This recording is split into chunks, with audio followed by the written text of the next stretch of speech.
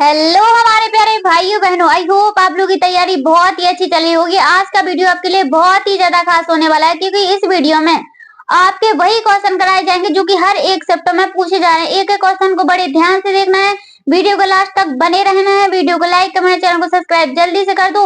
एक भी क्वेश्चन नहीं छोड़ना है, जो भी वीडियो की शुरुआत से अंत तक बने रहेगा ना, समझ लो महिला पर्यवेक्षक में उसका सिलेक्शन पक्का। तो चलिए सबसे पहला क्वेश्चन स्टार्ट करते हैं। बहुत ही अच्छा क्वेश्चन है। सबसे पहले क्वेश्चन में क्या लिखा है देखते हैं। फोलेट का अपर्याप्त अंतर्ग्रहण मेगालोप्लास्टिक एनीमिया के अतिरिक्त अन्य किस चीज से संबंधित है? तो इनमें से बताना है कि कौन सी चीज से है जो संबंधित है। ए गर्भावस्था के खराब परिणाम, बी गर्भावस्था के अच्छे परिणाम, सी गर्भावस्था परिणाम मतलब कि स्वास्थ्यकर परिणाम, और डी है इनमें से कोई नहीं। तो करेक्ट आंसर यहाँ पर बनेगा आपका ऑप्शन नंबर ए। क्या बनेगा? गर्भावस्था के खराब परिणाम। चलिए दूसरा क्वेश्चन देखते हैं हमारे प्यारे भाइयों बहनों। बहुत ही मोस्ट इम्पोर्टेंट क्वेश्चन है। कल किस किस का एग्जाम है आप हमें ये जरूर बताना, और आगे किस किस डेट में आप लोगों के एग्जाम होने वाले हैं ये भी कमेंट में बताना। तो चलिए दूसरा क्वेश्चन स्टार्ट करते हैं। किशोरों उनको उनके वयस्कावस्था के भार का 30%, उनकी वयस्कावस्था की लंबाई 20% से भी अधिक के दौरान प्राप्त होता है। तो क्या कितना की मतलब कितने वर्ष में प्राप्त होता है ये बताना है आपको। ए है आपका 10 से 19 वर्ष में, 9 से 12 वर्ष में, 10 से 12 वर्ष में, 10 से 15 वर्ष में। तो यहाँ पर करेक्ट आंसर बनेगा आपका ऑप्शन नंबर ए, 10 से 19 वर्ष में। एक एक क्वेश्चन को बड़े ध्यान से देखना है, सभी क्वेश्चन आपके लिए मोस्ट इंपोर्टेंट होने वाले हैं। आयरन न्यूनता के सर्वाधिक जोखिम मौजूद समूह है। तो किन के जोखिम मौजूद समूह है?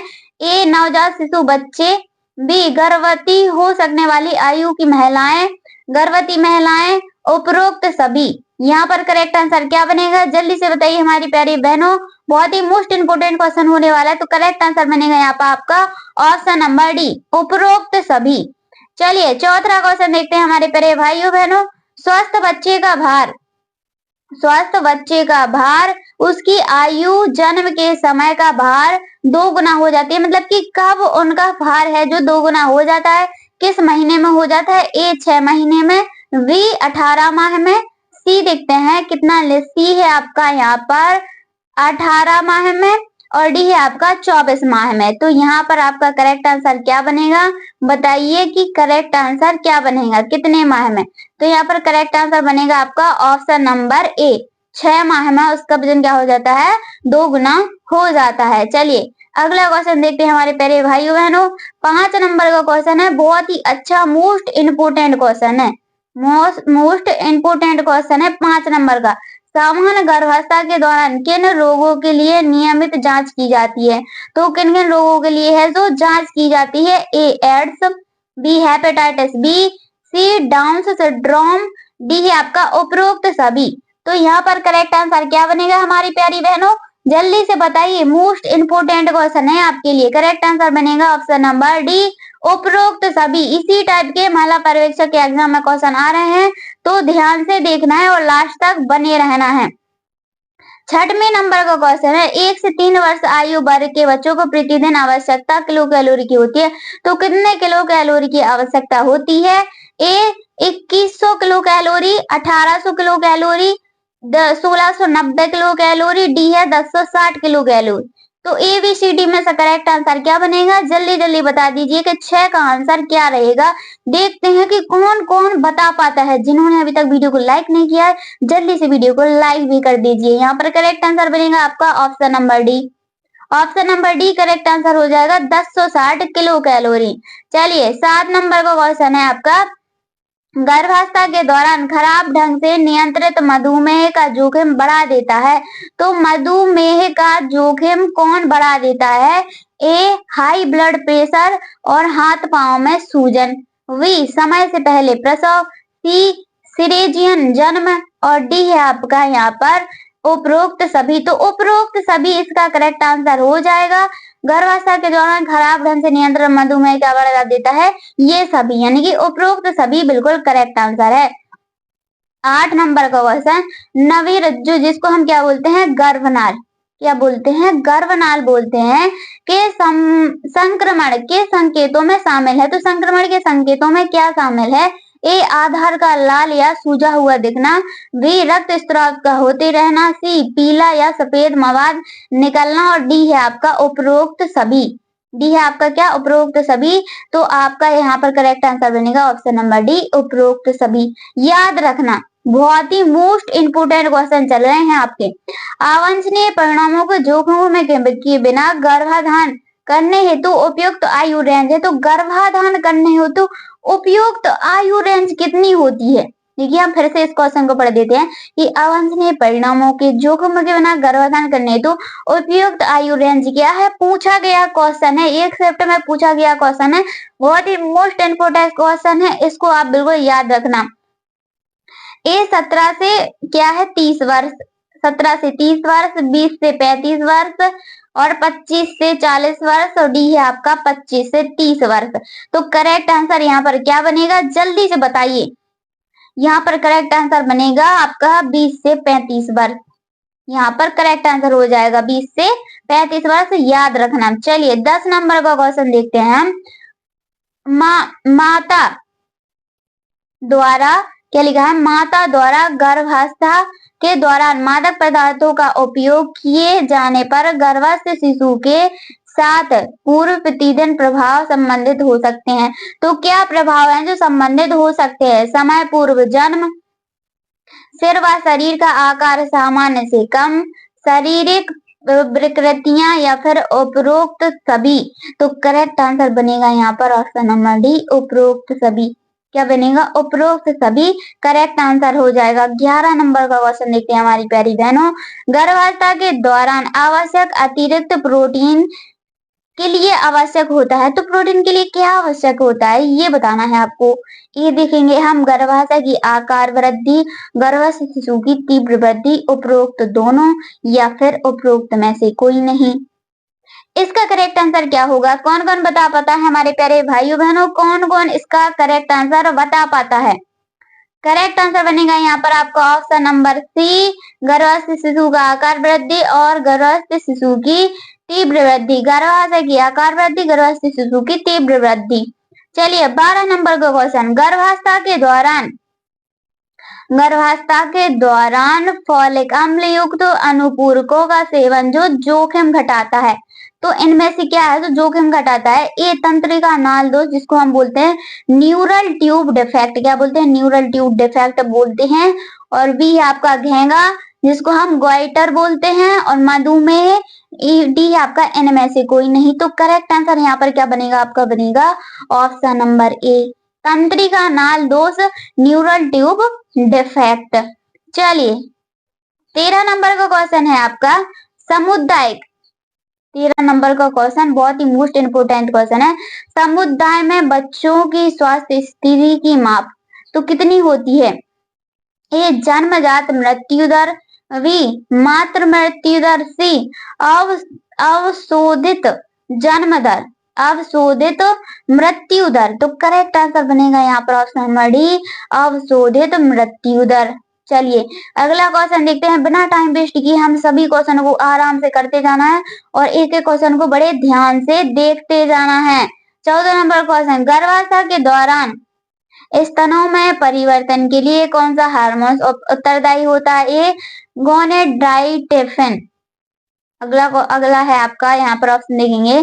बी नंबर का है प्रोजेस्टेरॉन, सी है आपका ओवेरियन और डी है आपका इनमें से कोई नहीं। तो यहाँ पर करेक्ट आंसर बनेगा आपका ऑप्शन नंबर बी, प्रोजेस्टेरॉन। क्या बनेगा? प्रोजेस्टेरॉन। देखिए गर्भावस्था के दौरान स्तनों में परिवर्तन के लिए कौन सा हार्मोन उत्तरदायी है?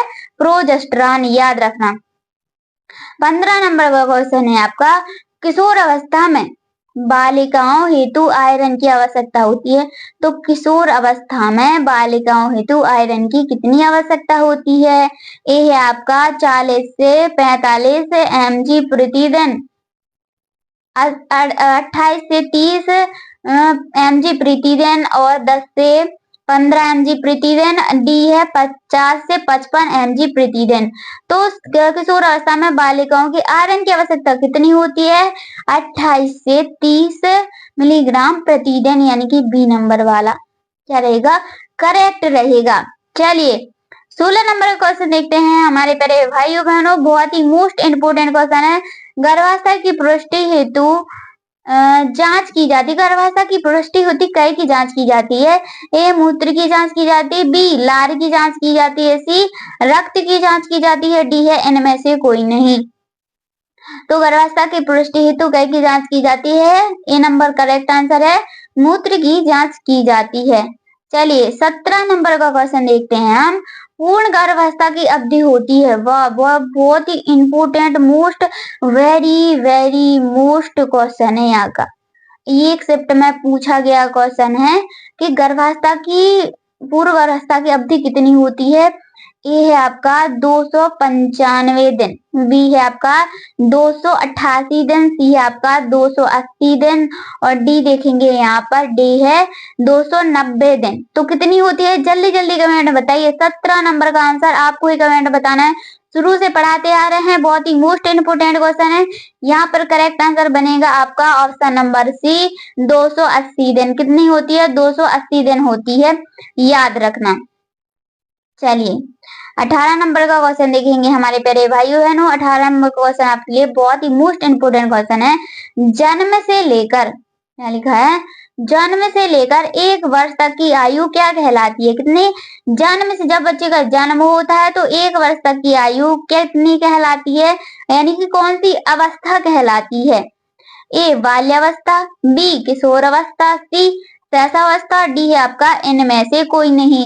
तो इनमें से एक तो कहलाती है, वह कौन सी कहलाती है? कहलाती है यहाँ पर ऑप्शन नंबर क्या हो जाएगा? सी शैशवावस्था कहलाती है। क्या कहलाती है? शैशवावस्था कहलाती है। चलिए 19 नंबर का क्वेश्चन है हमारे प्यारे भाइयों बहनों, बहुत ही मोस्ट इंपोर्टेंट क्वेश्चन है। गर्भधारण पूर्व प्रसव पूर्व नैदानिक तकनीकी अधिनियम खालिस्तान पर केंद्रित है, तो किस पर केंद्रित है? ए मादा भ्रूण गर्भपात की रोकथाम, जन्म से पहले लिंग पहचान की रोकथाम, दंपति और को व्यापक और उपयुक्त परामर्श, उपरोक्त सभी। तो करेक्ट आंसर बनेगा ऑप्शन नंबर डी उपरोक्त सभी। उपरोक्त सभी बिल्कुल करेक्ट आंसर हो जाएगा। चलिए अगला क्वेश्चन है आपका। गर्भावस्था में इनमें से समस्या अनुभव होता है, मतलब कि कौन सी समस्या है जो अनुभव होती है? ए उबकाई, बी एडिमा तरल एकत्र होने से उत्पन्न सूजन, सी उल्टियां, डी दांतों में सड़न। तो किसका जो अनुभव है नहीं होता है वो है आपका ऑप्शन नंबर डी दांतों में सड़न। क्या हो जाएगा? डी इसका करेक्ट आंसर हो जाएगा। गर्भावस्था में इनमें से किस समस्या का अनुभव नहीं होता है? दांतों में सड़न का अनुभव है जो नहीं होता है। यह अनुशंसा की जाती है कि प्रसव के बाद के आरंभिक 6 महीनों में नवजात शिशु को केवल जाए, तो मतलब खालिस्तान के स्थान पे आपको क्या बताना है? बोतल से दूध का आहार पिलाया जाए, दूध छुड़ाया जाए, या फिर अगला देखेंगे यहाँ पर स्तनपान कराया जाए और डिब्बे का दूध आहार पिलाया जाए। तो करेक्ट आंसर बनेगा ऑप्शन नंबर डी। क्या किया जाए? यहाँ पर option number D correct answer है, डिब्बे का दूध आहार पिलाया जाए। चलिए 22 नंबर का क्वेश्चन है आपका। 22 नंबर क्वेश्चन बहुत ही मोस्ट इंपोर्टेंट क्वेश्चन है। गर्भावस्था कालीन मधुमेह के कारण वाले शिशु का जन्म होता है, हो सकता है, क्या हो सकता है? गर्भावस्था कालीन मधुमेह के कारण वाले शिशु का जन्म हो सकता है। यह जन्म से अधिक भार, जन्म के समय अधिक भार, जन्म के समय कम भार, जन्म के समय सामान्य भार, उपरोक्त सभी। तो इनमें से क्या हो सकता है? अधिक भार हो सकता है, कम हो सकता है, या फिर सामान्य हो सकता है। आपको ही बताना है। आपके एग्जाम में सबसे ज्यादा नंबर किस किस के आने वाले हैं, तो समझ जाइए। हिंट हमने आपको दे दी है सबसे ज्यादा। तो क्या होता है यहाँ पर? ऑप्शन नंबर ए जन्म के समय अधिक भार, ये बिल्कुल करेक्ट आंसर हो जाएगा यहाँ पर। चलिए 23 नंबर क्वेश्चन देखते हैं हमारे प्यारे भाइयों बहनों। इनमें से कौन गर्भावस्था के दौरान का यौन संचार योग एसटीडी नहीं है। बताइए कौन सा है जो इनमें से गर्भावस्था के दौरान संचारित रोग एसटीडी नहीं है। ये है आपका HIV एड्स, वी सिफिलिस, सी रक्त जिसको हम क्या बोलते हैं एनीमिया बोलते हैं, डी है हर्पीस एवं हेपेटाइटिस बी तथा हेपेटाइटिस सी। यहाँ पर करेक्ट आंसर क्या बनेगा, इसका आपको आंसर जरूर कमेंट में बताना है। 23 नंबर हम आपको छोड़ के जाते हैं। 23 नंबर का देखते हैं कौन कौन बिल्कुल करेक्ट आंसर यहाँ पर बता पाता है। चलिए अगला क्वेश्चन देखते हैं हमारे प्यारे भाइयों बहनों। अगला क्वेश्चन आपके लिए बहुत ही मोस्ट इम्पोर्टेंट क्वेश्चन है। यहाँ पर लिखा है कि प्रति जीवन के प्रथम वर्ष में मरने वाले नवजात शिशुओं की संख्या, नवजात मृत्यु दर क्या कहलाती है? क्या कहलाती है? मतलब कितनी होती है ये बताना है आपको।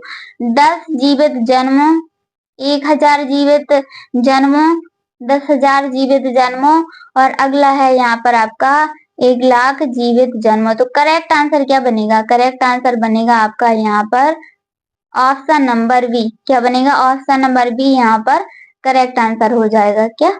ये वाला 1000 जीवित जन्मों। चलिए अगला क्वेश्चन है आपका 25 नंबर का क्वेश्चन। निषेचन के लेकर 2 माह की समाप्ति तक निषेचित कोशिका को क्या कहते हैं? तो क्या कहते हैं?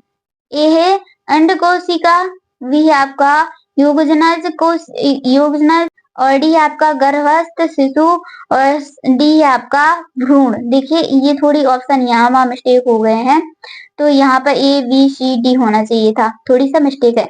करेक्ट आंसर यहाँ पर क्या बनेगा? ऑप्शन नंबर डी, यानी कि ऑप्शन नंबर डी तो करेक्ट ही है आपका, गलत नहीं होगा। भ्रूण, याद रखना भ्रूण बिल्कुल करेक्ट आंसर हो जाएगा। ये 26 नंबर का क्वेश्चन है।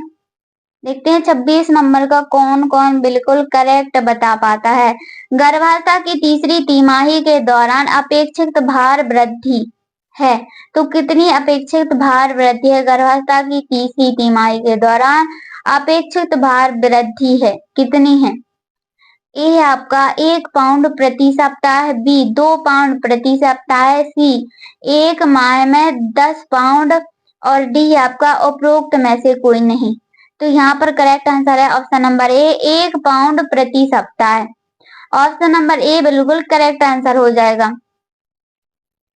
27 नंबर का क्वेश्चन। यदि गर्भावस्था में विशेष रूप से कैलोरी की मात्रा कम है, क्या है? कैलोरी की मात्रा कम है, तो कौन सी स्थिति उत्पन्न हो सकती है जिसके परिणाम स्वरूप गर्भस्थ शिशु के मस्तिष्क और ऊर्जा की आपूर्ति घट जाती है, जिससे मस्तिष्क का विकास कम होना संभव है? तो मस्तिष्क का विकास कम होना संभव है। ए है आपका एप्टोसिस, बी है आपका विपूर्णता जिसको हम हाइवर्टिकुलोसिस बोलते हैं और सी है आपका कीटोसिस और डी है आपका उपरोक्त सभी। तो यहाँ पर कीटोसिस करेक्ट आंसर है। क्या है? कीटोसिस करेक्ट आंसर हो जाएगा। चलिए 28 नंबर का क्वेश्चन देखेंगे हमारे प्यारे भाइयों बहनों। जन्म के समय क्या लिखा है? जन्म के समय कम भार कितने पाउंड से कम भार के रूप में परिभाषित किया जाता है? तो कितने भार से किया जाता है? 4.5 पाउंड, 5 पाउंड, 5.5 पाउंड या फिर 7 पाउंड। तो यहाँ पर आपका जो करेक्ट बनेगा, करेक्ट आंसर बनेगा 5.5 पाउंड, यानी कि ऑप्शन नंबर सी। चलिए अगला क्वेश्चन देखेंगे हम। गर्भावस्था में जिंक की कमी का कारण बन सकता है, तो क्या पूछा गया है? गर्भावस्था में जिंक की कमी का कारण क्या बन सकता है? जन्म के समय कम भार, DNA एवं RNA संश्लेषण में क्षीणता, उपरोक्त दोनों, इनमें से कोई नहीं। तो करेक्ट आंसर यहाँ पर बनेगा आपका ऑप्शन नंबर सी, उपरोक्त दोनों। जन्म के समय कम भार और DNA एवं RNA संश्लेषण में क्षीणता। 30 नंबर क्वेश्चन है हमारे प्यारे भाइयों बहनों। कुछ पर्यावरणीय स्थितियां गर्भावस्था के दौरान शिशु के स्वाद विकास की क्षति पहुंचा सकती हैं। उसका सर्वाधिक हानिकारक प्रभाव गर्भावस्था के किस चरण में होता है? तो किस चरण में होता है?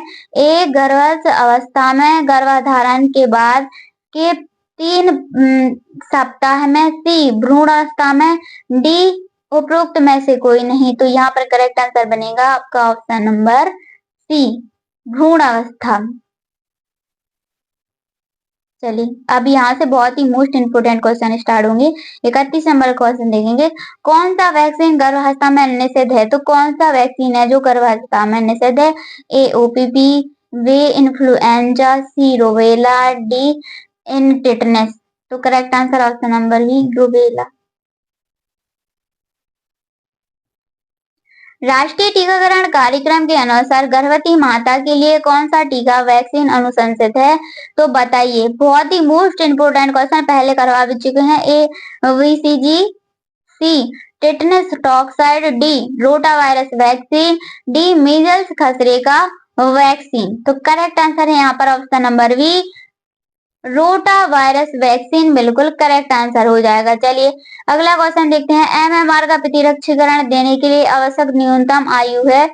तो एमएमआर का प्रतिरक्षीकरण देने के लिए आवश्यक न्यूनतम आयु कितनी होती है? ए 12 माह से 18 माह, बी जन्म के तुरंत बाद, सी 6 माह से 18 सप्ताह, डी 3 माह से 5 माह। तो करेक्ट आंसर बताइए क्या है इसका करेक्ट आंसर है यहाँ पर ऑप्शन नंबर ए 12 माह से 18 माह, याद रखना। चलिए ट्रिपल एंटीजन वैक्सीन दिया जाता है, तो ट्रिपल एंटीजन वैक्सीन के कब दिया जाता है और किस किस बीमारी में दिया जाता है? देखो polio, diphtheria, tetanus, B diphtheria काली खांसी, tetanus, C tetanus, tuberculosis, polio. तो correct answer triple antigen vaccine कब दिया जाता है? डिप्थीरिया, काली खांसी और टिटनेस में दिया जाता है। चलिए अगला क्वेश्चन है आपका, बीसीजी का पूरा नाम जल्दी जल्दी बता दीजिए। बीसीजी का पूरा नाम बहुत ही मोस्ट इंपोर्टेंट क्वेश्चन है और पूछा जा रहा क्वेश्चन है। बीसीजी का पूरा नाम बैसिलस क्लॉस्ट्रिडियम गोनेडाइज्म, बी है आपका बैक्टीरिया कोलेरा गुइरिन, सी आपका बैसिलस कमेट ग्यूरिन और डी आपका बैक्टीरिया कमेट गोनेडिज्म। तो करेक्ट आंसर बनेगा यहाँ पर option number C bacillus Calmette Guerin. कभी कभी बैसिलस क्यूमिटी ग्यूरिन भी रहता है, तो कंफ्यूज नहीं होना है, करेक्ट आंसर लगा के आना है। किस वैक्सीन की बूस्टर खुराकें मुख से दी जाती हैं? शुरुआत से पढ़ाते आ रहे हैं, बिल्कुल शुरुआत से पढ़ाते आ रहे हैं। इस क्वेश्चन को मोस्ट बताना है कि किस वैक्सीन की बूस्टर खुराकें मुख से दी जाती हैं? डीटीपी की, पोलियो की, हेपेटाइटिस बी की या फिर टिटनेस की? इनमें से आपको डीटीपी का क्या बताना है? फुल फॉर्म बताना है, डीपीटी। डीपीटी का फुल फॉर्म बताना है आपको। करेक्ट आंसर बनेगा यहाँ पर आपका ऑप्शन नंबर बी पोलियो की बूस्टर खुराक कहाँ से दी जाती है? मुख से दी जाती हैं।